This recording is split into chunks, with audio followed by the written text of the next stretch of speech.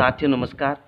तो आज हम प्रश्नावली 1.2 के प्रश्न करेंगे और हमारा पहला प्रश्न है, सिद्ध कीजिए कि √5 एक अपरिमेय संख्या है। तो पहले हम ये समझते हैं कि ये अपरिमेय संख्या क्या होती है। तो देखो, अपरिमेय संख्या वे संख्याएं हैं जिसे हम P/Q के रूप में नहीं लिख सकते। कुल मिला के हम इसको बट्टे में नहीं लिख सकते, वे हमारी अपरिमेय संख्या होती है। और परिमेय संख्या क्या होती है?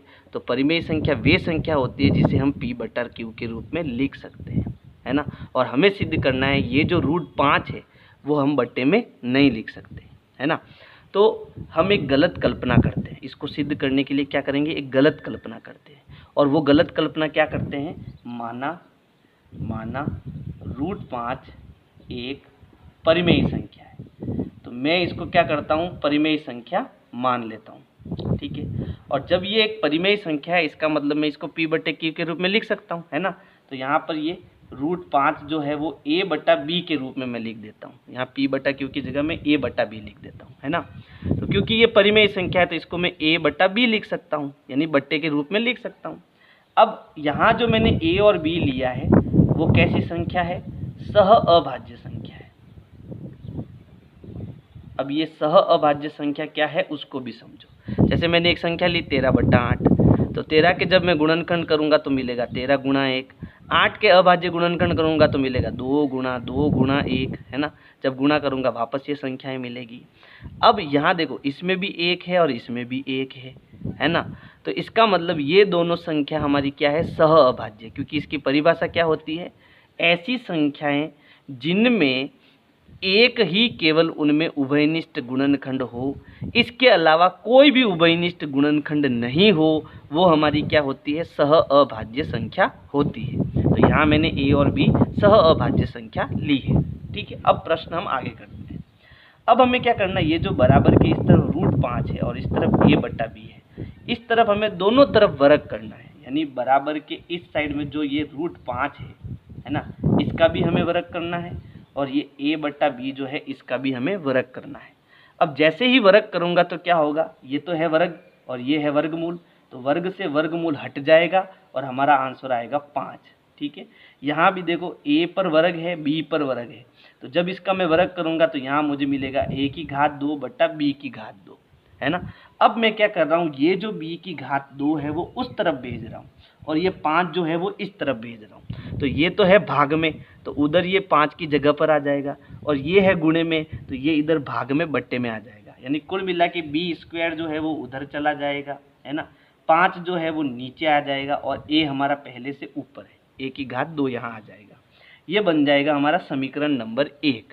अब देखो, समीकरण 1 हमें क्या कहता है, हमने प्रमेय 1.2 पढ़ी है। इंट्रोडक्शन वाली वीडियो में मैंने 1.2 बड़े अच्छे ढंग से समझाई है।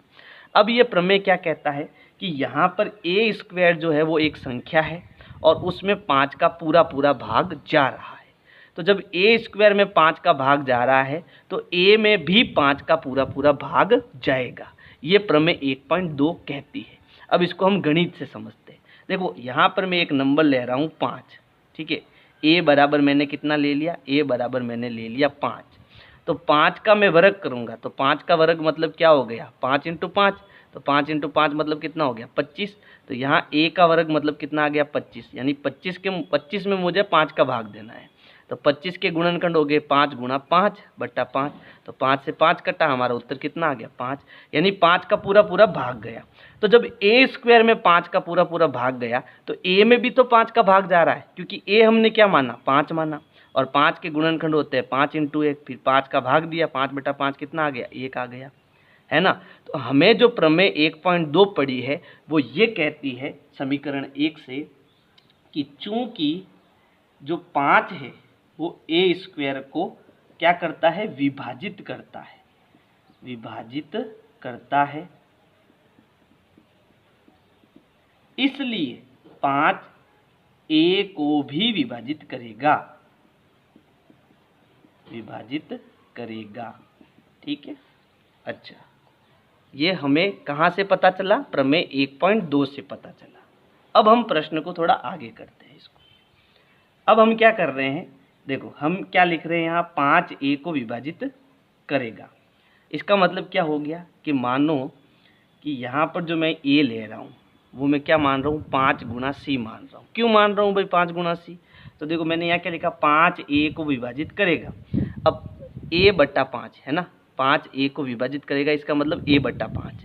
अब ए हमारा क्या है, जब मैं ए के गुणनखंड करूँगा तो मुझे 5 गुना सी मिलेगा, यानी इसमें एक गुणनखंड मुझे 5 मिलेगा, तभी तो 5 का भाग जा रहा है, समझ गए। इसलिए मैं ए को क्या मान लेता हूँ, 5 सी मान लेता हूँ। ये हमें मानना है। चलो माना ए बराबर 5 गुना सी, 5 क्योंकि 5 इसमें एक गुणनखंड है। तो हम क्या करेंगे, समीकरण 1 से ए का मान कितना रखेंगे, 5 गुना सी रखेंगे। तो समीकरण 1 हमारा क्या है, बी स्क्वायर बराबर ए स्क्वायर, यहाँ पर ए की जगह मैं कोष्टक बना रहा हूँ, ए स्क्वायर बट्टा 5, और ए मुझे कितना रखना है, 5 गुना सी रखना है, क्योंकि ये मैंने माना है ना, ए की जगह मैंने 5 सी रख दिया। अब इसको हल करो तो देखो बी स्क्वायर हमें क्या मिला, बी स्क्वायर बराबर 5 का वर्ग करेंगे तो 5 इंटू 5 कितना हो गया, 25 गुना सी का वर्ग करेंगे तो हो गया सी की घात 2 बट्टा नीचे कितना आएगा 5। अब हम भाग देंगे तो 5 एकम 5, 5 25, हमें क्या मिला, बी स्क्वायर बराबर 5 गुना सी स्क्वायर मिला। अब ये जो 5 है वो मैं इस तरफ भेज रहा हूँ, तो ये गुणे में है तो इधर किस में आएगा, बट्टे में आएगा। तो हमें मिला बी स्क्वायर बट्टा 5 बराबर सी स्क्वायर, और ये हो गया हमारा समीकरण नंबर 2। अब देखो समीकरण 2 क्या कह रहा है, बी स्क्वायर बट्टा 5, इसका मतलब ये कोई एक संख्या है जिसमें 5 का पूरा पूरा भाग जा रहा है। तो बी स्क्वायर में जब 5 का पूरा पूरा भाग जा रहा है तो बी में भी तो 5 का पूरा पूरा भाग जाएगा। जो हमने यहाँ किया वो काम हम यहाँ भी करेंगे। तो यहाँ लिखेंगे चूँकि 5 जो है वो बी स्क्वायर को विभाजित करता है, इसलिए 5 बी को भी विभाजित करेगा। अब हुआ क्या, इसको समझो। हमने ए और बी को क्या माना, सह अभाज्य संख्या माना। इसका मतलब जब मैं ए के गुणनखंड करूंगा तो वो मुझे 1 इंटू मान लो कोई भी एक संख्या ये डी मिलना चाहिए, है ना, डी मिलना चाहिए, और बट्टा बी के जब मैं अभाज्य गुणनखंड करूंगा तो मान लो इसमें 1 इंटू ई मिलना चाहिए, यानी 1 के अलावा कोई भी अभाज्य गुणनखंड इसमें मुझे नहीं मिलना चाहिए। जबकि हो क्या रहा है कि भाई ये भी 5 को विभाजित कर रहा है, ये भी 5 को विभाजित कर रहा है, यानी ए बट्टा बी के अंदर ये हो गया 5 इंटू सी, है ना, और ये मान लो 5 इंटू एफ हो गया, यानी इसमें भी 5 आ रहा है, इसमें भी 5 आ रहा है। जबकि ये तो हमने सह अभाज्य संख्या मानी थी, एक के अलावा कोई गुणनखंड आना ही नहीं चाहिए था। जबकि इसमें तो दोनों में, ए में भी 5 आ रहा है क्योंकि इसमें 5 का भाग जा रहा है, बी में भी 5 आ रहा है क्योंकि इसमें 5 का भाग जा रहा है। इसका मतलब ये तो सह अभाज्य संख्या है ही नहीं, जबकि हमने तो माना ये सह अभाज्य संख्या है। तो इसका मतलब क्या हुआ, ये हमने गलत कल्पना करी है। उस गलत कल्पना के कारण ही हमारा जो उत्तर है वो हमें नहीं मिल रहा है। बात समझ में आई? तो यानी कि जो हमने गलत कल्पना करी है यही कारण है कि इसको हम बट्टे में नहीं लिख सकते, और हम बट्टे में इसको नहीं लिख सकते इसका मतलब ये कैसी संख्या है, एक अपरिमेय संख्या है।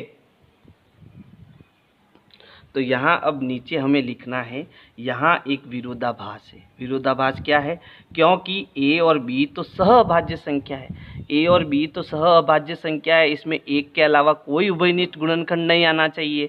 जबकि ए और बी में तो 5 एक उभयनिष्ठ गुणनखंड आ रहा है ना। तो इसका मतलब ये क्या हो गया, एक विरोधाभास हो गया, क्योंकि ए और बी तो सहअभाज्य संख्या है। अतः हमने एक गलत कल्पना की। हमने गलत कल्पना क्या की कि √5 एक परिमेय संख्या है, इसको हम बट्टे में लिख सकते हैं। जबकि ये तो हमने कल्पना ही क्या की, गलत कल्पना की है। स्पष्ट है कि √5 एक अपरिमेय संख्या है, क्योंकि इसको बट्टे के रूप में नहीं लिखा जा सकता है। तो इस प्रकार से आपको ये प्रश्न संख्या 1 करना है। प्रश्न संख्या 2 है, सिद्ध कीजिए 3 + 2 गुणा √5 एक अपरिमेय संख्या है ना। तो ये सिद्ध करना हमारा आसान है, क्योंकि हमें ये स्पष्ट पता है कि परिमेय क्या होता है और अपरिमेय क्या होता है ना। तो हमें परिमेय और अपरिमेय को अलग अलग करना है, तो ये हमारा क्या हो जाएगा, सिद्ध हो जाएगा। तो चलो अब इसको हम करना कैसे ये समझो कि भाई माना ये जो पूरी संख्या है 3 + 2 गुणा √5 एक कैसी संख्या है, परिमेय संख्या है। ठीक है, तो जब ये एक परिमेय संख्या है तो इसको मैं बट्टे के रूप में लिख सकता हूँ। तो यहाँ मैं 3 + 2 गुणा √5 को किसके बराबर लिख सकता हूँ, a बटा b के बराबर लिख सकता हूँ। यानी जब मैं इसको सरल करूँगा तो मुझे एक बट्टे वाली संख्या मिलनी चाहिए। अब देखो मैं क्या कर रहा हूँ, ये जो अभी मैंने सिद्ध किया, क्या सिद्ध किया, √5 क्या है, एक अपरिमेय संख्या है ना। तो जब रूट वाली संख्या को मैं इस तरफ ले लूँ, यानी इसको अलग रख दूँ और बाकी संख्या को मैं इधर लेके आ जाऊँ, तो मेरा ऑटोमेटिक क्या हो जाएगा, सिद्ध। हम क्या करेंगे, √5 को इधर रखेंगे, बाकी सबको हम उधर भेज देंगे। तो सबसे पहले मैं इस 3 को जो है उधर भेज रहा हूँ, और ये जो 3 है वो बराबर के इस तरफ किस में है, प्लस में है।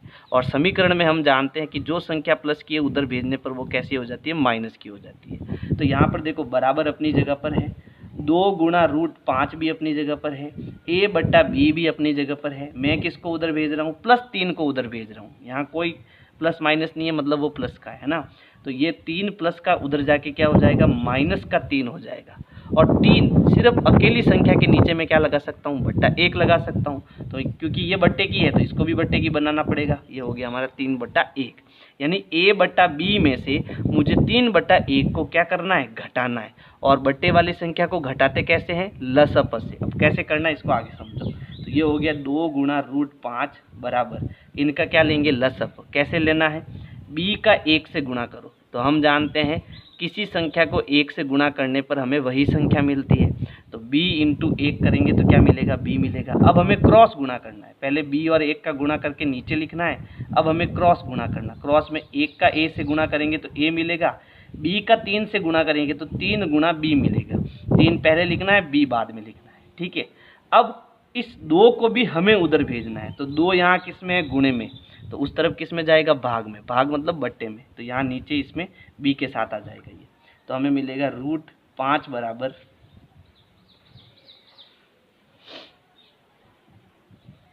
√5 बराबर, ये 2 नीचे आ गया तो ये मिल गया 2 गुणा b, है ना। ये 2 नीचे आ गया और यहाँ ऊपर क्या है, a - 3 गुणा b है। ठीक है, अब देखो यहाँ पर हमने सिद्ध किया √5 क्या है, अपरिमेय संख्या है, और बराबर के इस तरफ ये वाली संख्या हमारी क्या है, परिमेय संख्या है। ये परिमेय संख्या क्यों है, तो इसको समझो। मान लो a बटा b जो है, यहाँ पर मैं संख्या ले लेता हूँ। मान लो a हमारा कितना हो गया, 2 हो गया, और b हमारा कितना हो गया, 3 हो गया। तो यहाँ a और b की जगह मैं 2 और 3 रखता हूँ। देखो a मुझे कितना रखना है, 2 -3 गुणा, यहाँ गुणे का निशान है, b कितना रखना है, 3 बट्टा 2 गुणा b, 2 गुणा b कितना रखना है, 3। सरल करो इसको तो ये हो गया 2 - 3 × 9 बटा 3 दूनी 6। सरल करेंगे तो 9 में से 2 गया तो बचा -7, क्योंकि माइनस का बड़ा है तो माइनस में आएगा, -7/6। और ये हमारी कैसी संख्या है, परिमेय संख्या है। तो कुल मिला के जब इसको मैं सरल करूँगा तो मुझे ये वाली संख्या क्या मिलेगी, परिमेय मिलेगी, है ना। और अभी हमने सिद्ध किया ये कैसी संख्या है, अपरिमेय संख्या है ना। तो इस तरफ तो अपरिमेय है, इस तरफ परिमेय है, तो इसका मतलब ये भी क्या हो गया, विरोधाभास हो गया। तो यहाँ लिखेंगे यह एक विरोधाभास है, यह एक विरोधाभास है, विरोधाभास है, क्योंकि अपरिमेय कभी परिमेय के बराबर नहीं होता है। ठीक है, ये क्या हो गया, हमारा अपरिमेय हो गया। ठीक है, यहाँ अपरिमेय कर देना। और ये हमारा, ये इसके बराबर आ रहा है, ये क्या है, परिमेय। तो अपरिमेय और परिमेय कभी बराबर नहीं होता है। अतः 3 + 2 गुणा √5 एक अपरिमेय संख्या है, अपरिमेय संख्या है। तो इस प्रकार से आपको ये प्रश्न संख्या 2 करना है। प्रश्न संख्या 3 है, सिद्ध कीजिए कि निम्न संख्याएं अपरिमेय हैं। ठीक है, तो जैसे हमने दूसरा प्रश्न किया वैसे ही इसको करना है। तो सबसे पहले है 1/√2। तो देखो √2 जो है वो एक अपरिमेय संख्या है। ये मैंने प्रमेय 1.3 में इसको सिद्ध किया था, है ना। तो कुल मिला के यहाँ पर √2 अपरिमेय है और बाकी जो संख्या बचेगी वो हमारी क्या बन जाएगी, परिमेय। और इसी से हमें इसको सिद्ध करना है। तो सबसे पहले हम क्या करेंगे, मानेंगे, गलत कल्पना करेंगे, माना 1/√2 एक परिमेय संख्या है। पहले हम एक गलत कल्पना कर देते हैं, ठीक है।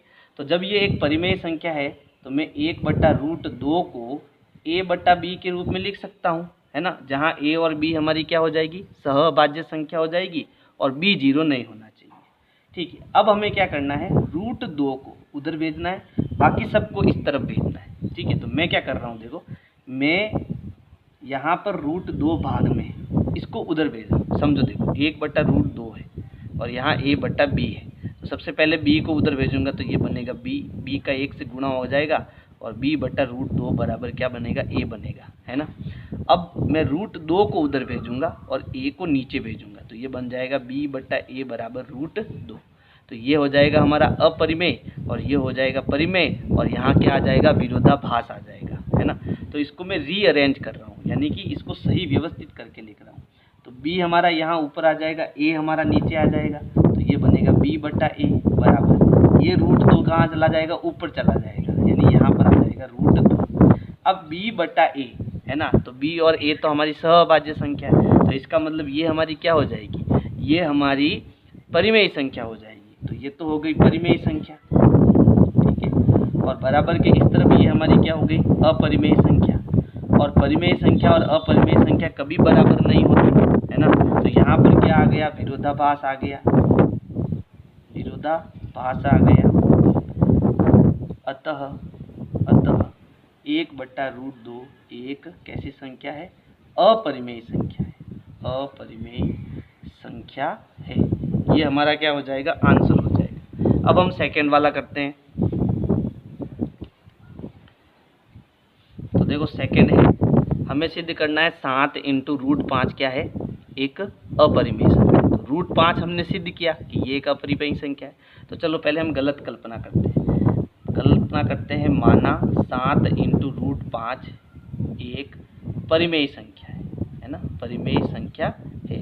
तो जब ये परिमेय संख्या है तो 7 × √5 को मैं किसके बराबर लिख सकता हूँ, a/b के बराबर लिख सकता हूँ, जहाँ a b हमारी क्या संख्या है, सहअभाज्य संख्या है, ठीक है। अब मुझे √5 इधर रखना है, बाकी सबको इधर भेजना है। तो यहाँ तो केवल 7 गुणे में है, तो वो किस में आएगा, भाग मतलब बट्टे के नीचे आएगा, तो 7 यहाँ b के साथ गुणे में आ जाएगा। तो हमें मिलेगा √5 बराबर a अपनी जगह पर है, 7 नीचे आ जाएगा तो 7 गुणा b बन जाएगा, ठीक है। अब जब इसको हम सरल करेंगे तो हमें एक परिमेय संख्या ही मिलनी है।